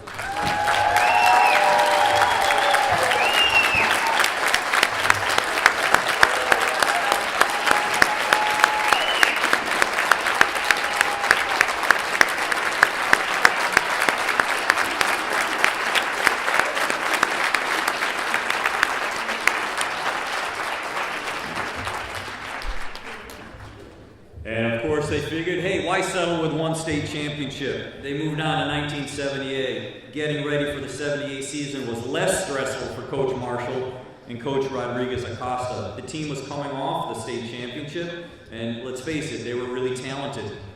Although the team lost Hartford Public Hall of Famer Jennifer Marshall Neely, everyone else was returning. Also, the team gained some excellent athletes, including 2018 Hall of Famer Pamela Floyd Cranford, Lauren McKinstry, and Betty Gregory, my first high school crush, Betty Gregory. She was a senior, I was a sophomore. She would walk right by me, never knew I existed. After the success in 76 and the state championship in 77, Coach Joella Marshall was very optimistic about the team's chances to repeat that success in the 78 outdoor season. Adrian Pitts Allen and Lynn Dennis returned as well to add to the veteran and talented group. Earlier in the season, the team won its 3rd straight city championship, and at the state meet, the girls under Coach Marshall did it again. They held off Hall High 49-38 to win their consecutive state title. Adrian Pitts Allen led the way with a first place finish in the 80-yard hurdles, second in the 440, and she was part of a first place record-setting mile relay. That team also included Betty Gregory, Milagros Martinez, and Lauren McKinstry. Pamela Floyd Cranford was 3rd in the 100 and 5th in the 220 to contribute to the scoring. Martinez was 6th in the 440. The 880 medley relay team finished 2nd, and the coach, Joella Marshall, led team had enough points, and the rest is history. It was another great day for Hartford Public Athletics. As the girls' team was winning the Class L meet, the boys' team was winning the Class L meet at Hall High. Hall of Fame coaches Marshall and Remigino shared some of the spotlight on this historic day. Ladies and gentlemen, it was believed to be the first time a school won both the boys' and girls' championships in the same season. But on the stage with me right now, I am proud to say I am standing with true Connecticut pioneers.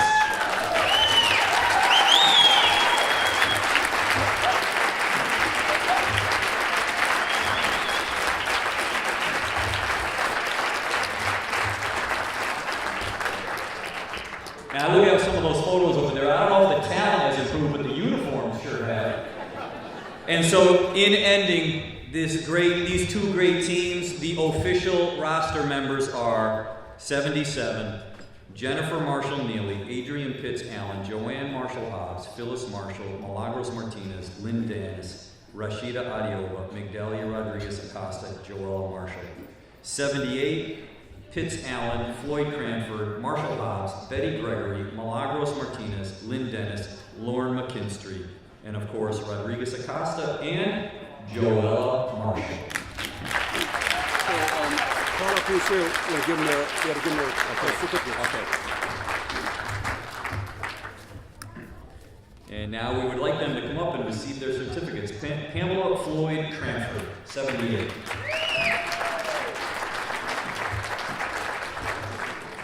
Jennifer Marshall Neely, 77.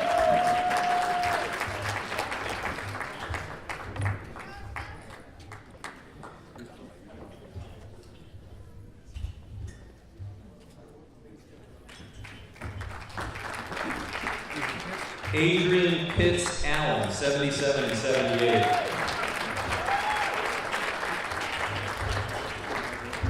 And Adrian, can you stay there for 1 second? She is still competing at the World Championships and National Championships in age group track. She's won World Championships. She is still going at it. Give her a round of applause. And I had the pleasure of being on, I ran for Central Connecticut with Adrian. I was a freshman and she was a senior. And we always felt good having Adrian on the team. As one of us said, don't you feel like you're on an actual track team with Adrian on the team? I'm like, yeah, it's a good thing she's on this team, otherwise we'd be a bunch of has-beens. Joanne Marshall Hobbs. 77, 78. Phyllis Marshall, 77.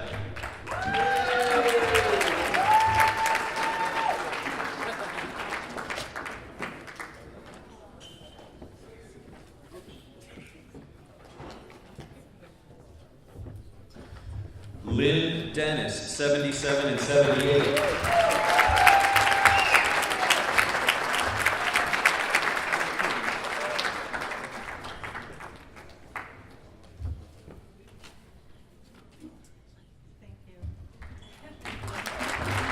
And the person you've been waiting for, Joella Marshall, head coach, 77, 78. We have a gift for her too, John. What's that? We have a gift for her.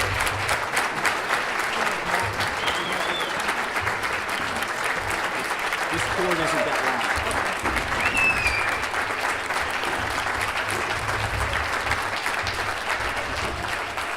Miss Marshall, can you come over, please?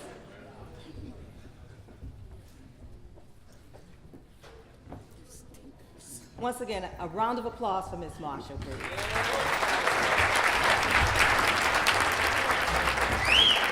Miss Marshall has been an inspiration to so many of our lives. Not only was she a coach, mentor, she led by example, a role model, and she has been our friend for many, many years.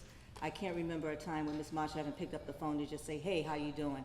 And believe it or not, she sent me some of those track outfits. I opened up my mail and I couldn't believe what I saw. But we have a small token of our appreciation from the women's track team that we want to say thank you, Ms. Marshall, for everything that you have given us and for being a leader, a mentor, and driving us to the best that we can be.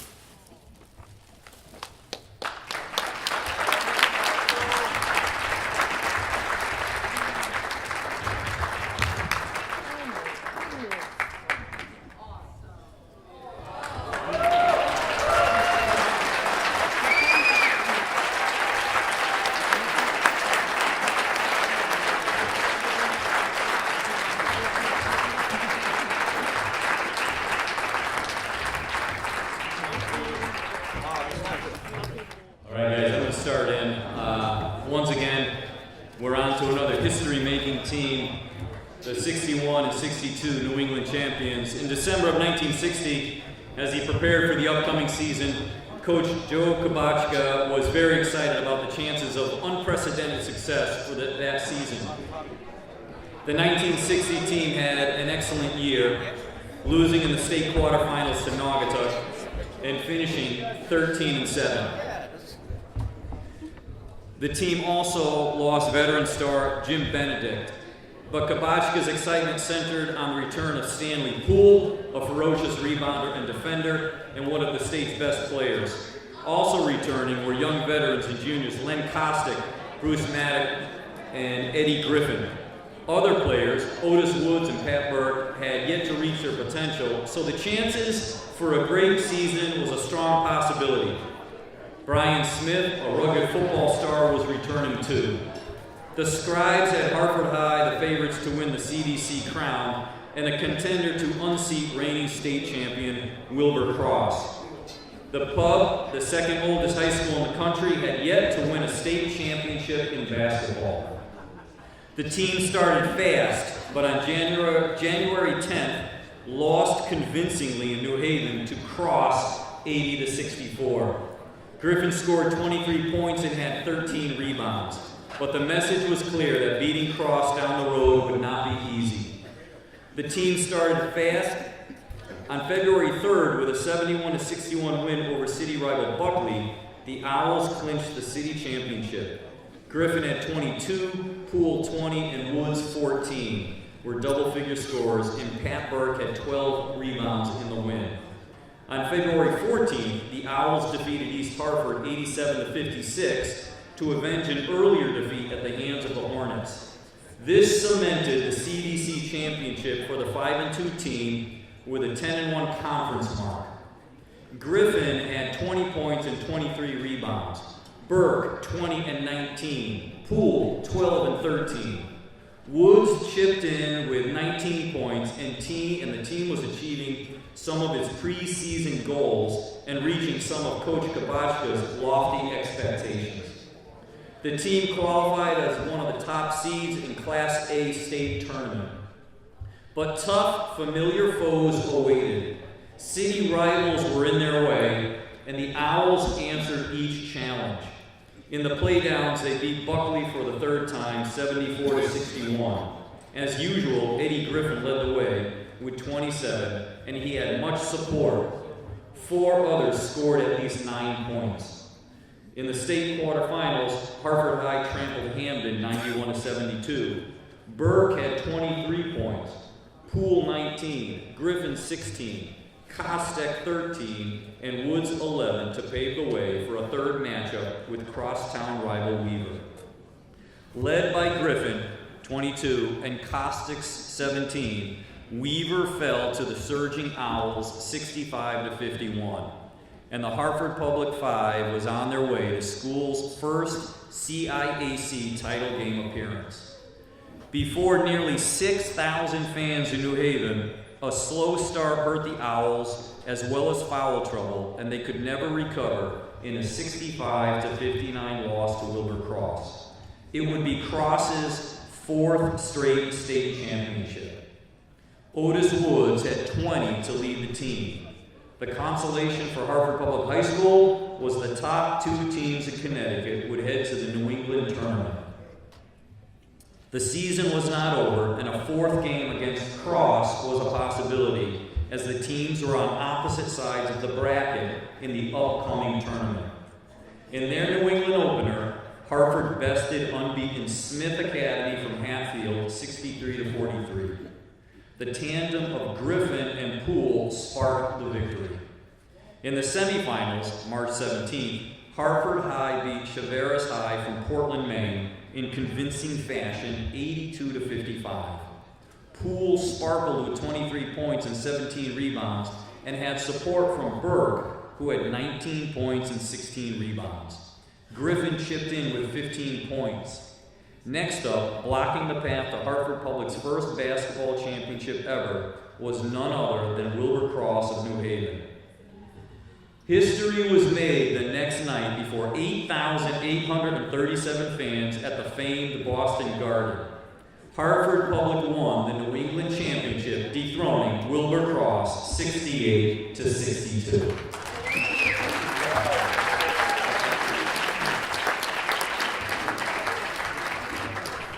The Pub got off to a fast start and led at the end of each of the first 3 quarters, including a 51-37 heading to the final quarter. Hartford High held on to clinch the victory and the title. As usual, Eddie Griffin had battled foul trouble, led the victors with 21 points and 16 rebounds. Stanley Poole fought effectively against bigger cross players and had 12 points and 18 rebounds. Pat Burke had 14 and 8 and neutralized Cross's star player Dave Hicks the entire way. Len Kostick scored 13 and Otis Woods 6. The next day, 500 fans greeted the Owls bus as it pulled into the Broad Street School.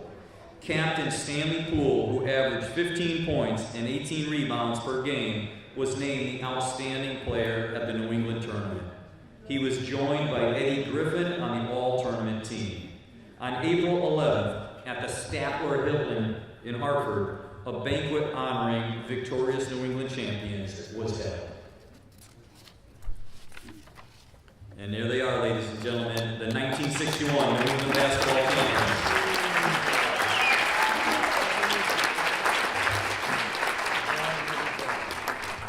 All right, now a lot of these guys stayed out for another year or another New England championships. Joe Kabashko was riding pretty high heading into the 61-62 basketball season.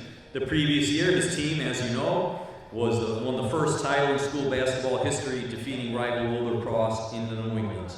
The team finished 22-3 and won the city and CDC titles, but lost to Cross in the state finals. Kabashka knew he would have a strong team because he was returning the best player in the state, Eddie Griffin. 2 other solid veterans in Bruce Maddock and Len Kostick were also returning. For the team to be as good as the previous year, he needed help from a long list of good players already in the program or coming into it. Of that list, Bill Jones, Cliff Thornton, and John Joyner emerged, and the team had the nucleus and depth to have an exceptional season. But as always, Kabashka had to navigate the tough CDC and home games with state powers, Hillhouse and Wilbur Cross, before he could set his sights on the school's first state championship and the opportunity to repeat as New England champions. This would be a difficult task and certainly easier said than done. The team got off to a good start and was 10-2 coming into a home game at the Hopkins Street Gym against perennial state power, Hillhouse. A hard-fought 55-53 loss alerted the Owls that they needed to get better if they were going to improve upon the previous season's success. Griffin had 20 and 10, Bruce Maddock 18 points, Cliff Thornton 10. On February 2nd, the Owls needed overtime to beat Buckley 65-63.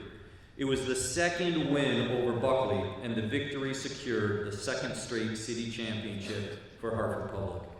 Bill Jones and Bruce Maddock had key points in OT, and Griffin with 26, Maddock 19, and 13 for Thornton provided most of the scoring. On February 16th, the Owls handily defeated New Britain 98-44 to win the CDC championship for the second consecutive season. 14 players scored, led by Len Kostick with 19, Charles Womack with 15, Bill Jones 14. With a 14-4 record, the Owls entered the state tournament. Give it up for these guys.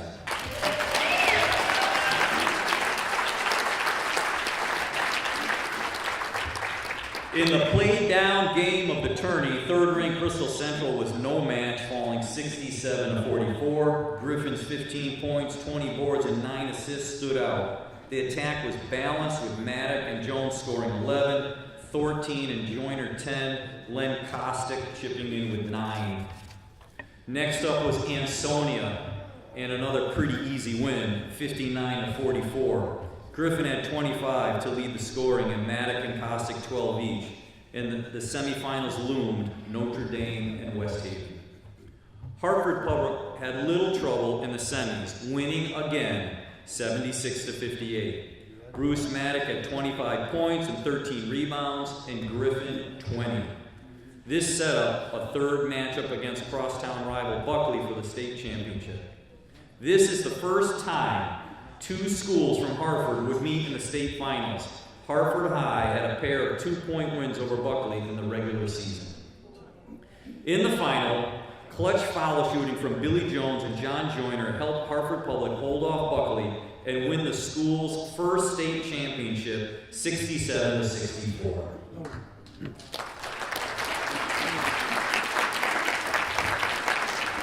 Joyner made 2 foul shots with 46 seconds left to make the score 65-62, and Jones made 2 critical foul shots with 10 seconds left to seal the victory. Eddie Griffin scored 26 and Bruce Maddock 20 to lead the winners. Griffin and Maddock were named to the all-tournament team, and both schools would now compete in the New England tournament. A 4th meeting was possible. In the New England quarterfinal, Hartford Public beat Pittsfield, Mass, and their star, some of you might recall, future Major Leaguer Mark Belanger for the Orioles, 78-65. Eddie Griffin was fabulous with 32 points, 15 rebounds, 5 assists, and 6 steals. Mark Belanger scored 32 for Pittsfield. Kostick supported Griffin with an 18-point effort. Hartford High had no problems in the semifinals defeating Spalding, Vermont, 92-58. Eddie Griffin had 24 to power the attack. Hartford Public was now on to the finals, looking to repeat as New England champions. In their way would be a familiar foe, crosstown rival Buckley. 2 evenly matched teams. It would be difficult for Public to beat them 4 times in a season. Their star, Gene Riley, had a solid supporting cast, including sharpshooter Jim Belfiore, who would go on to star at Trinity College, and Lou Bazzano, one of the state's best coaches. They just clobbered heavily favored Ringe and Latin from Cambridge, Mass, and would be coming into the game looking for that elusive victory against Hartford Public. On March 24th, in a slow-paced game, Hartford Public defeated their rival Buckley 47-39 for the 4th time and win the New England Championships for the 2nd consecutive year. Hartford Public was only the 3rd school to win back-to-back New England crowns.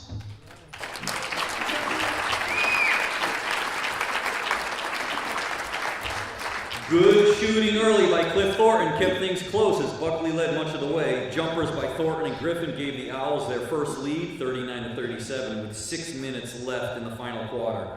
Griffin, who would score 9 of his team's last 10 points, scored the next 5, and Hartford Public led 44-37. Hartford would hold on for a 47-39 victory, outscoring Buckley 15-4 in the final quarter.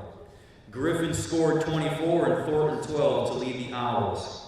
A powerful Buckley team finished 20-4 with each loss to Hartford by a total of 15 points. The Owls finished with a 21-4 mark. Eddie Griffin concluded a remarkable career at Hartford Public. He was named the outstanding player in the New England tournament, making All New England 2 years in a row. He was also All-State 2 years. He was named to 2 All-American teams, Scholastic Coaches and Parade, after the 1962 season concluded. He also became Hartford Public's first 1,000-point scorer, finishing his fabulous career with 1,156 points. One could argue Eddie Griffin was the greatest basketball player in Hartford Public High's history.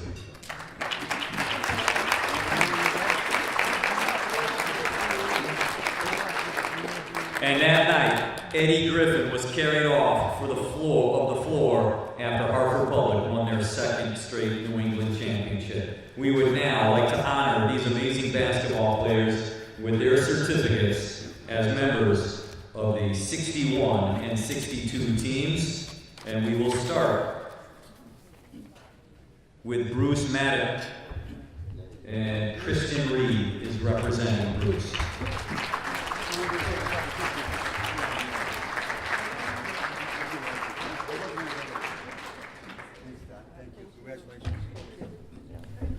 Len Kostic, 61 and 62.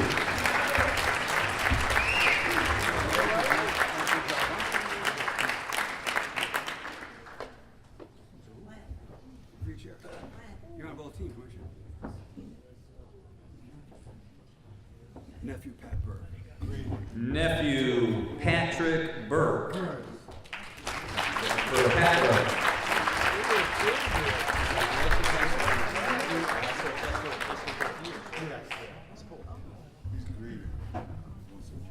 John Joyner, 1962.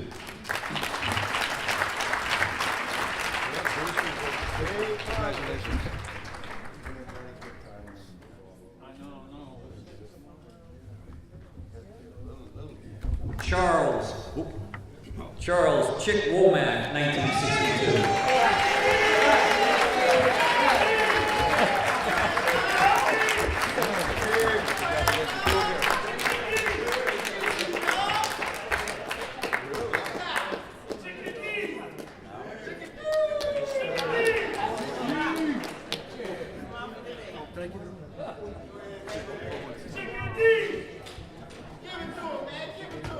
Give him the right one.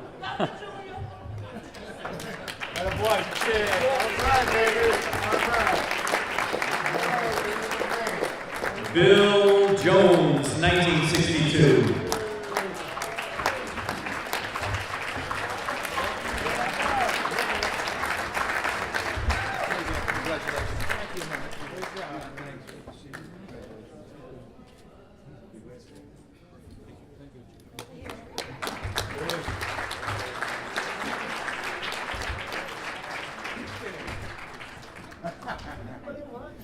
Pete Odlum, 1962.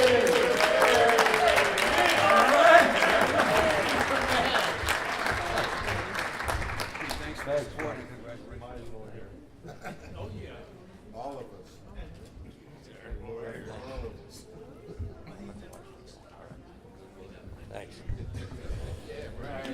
A name I've read many times in the Hartford Current, Paul Copes, 1962.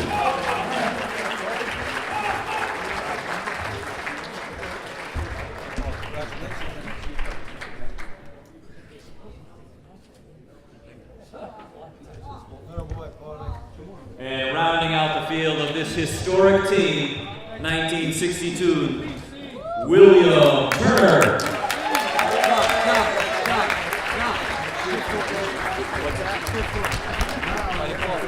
Cliff, I didn't call you up. And last but not least, you heard it before, here he is, our own Cliff Thornton.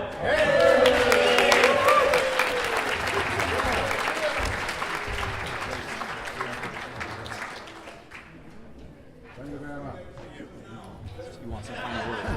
Okay. Ladies and gentlemen, hey, I have to admit it was a pleasure and a lot of fun being up here reading these bios. It's fun reading about awesome people, great people, historic people, and Hartford Public High School should be proud because you have all of them. For some final words, and as we leave, Michael Forrest, your president. Thanks, John. A couple things. I know it's been a long day, but I just want to. I have a plea for the inductees and the team members. We need your and the former inductees to keep the Hall of Fame going. We need your support. We need come to the golf tournament. Send a couple bucks. Send an article. Keep in touch with us. We want to keep this going, and we need help. And today was a great day, but we really want to keep it going. So that's my plea to you guys, the inductees and the former inductees. Come to our events. If you need any information, get a hold of me. Check our website. We have a nice website. We're going to put articles on the website. I've got a bunch out there already. So that's my plea for today. And then I do want to thank everybody for coming, and I want to thank a bunch of other folks, our volunteers and board members. Brittany, who did a great job at the registration desk. Where is she? Brittany, thank you. My sister, Susan Parvinsky, who I put to work again. Betty Gunn, our Hall of Fame coach. Jack LaPlante, our Hall of Fame coach. Andres Nieves, who did a great job with the AV, and I thought it was a great addition to the show today. Thanks, Andre. Art Carrito, our photographer, who's been here forever, and he's the best. We appreciate Art. Where is he? He might have left. Tad Kuziak, who we enlisted today. Thanks, Tad. I can't wait to get all those photos. John Barisi, who did a great job. I thought he did a great job. The stories were great, and he told them very well. Robert Lee is Boo Boo. Where is he? It's all about Boo Boo. Where is he? We're good, Boo Boo. Thank you. Bobby Abate. And Denise Jones, my partner in crime. Thanks, Denise. Thanks again. Take care. Have a great night, everybody.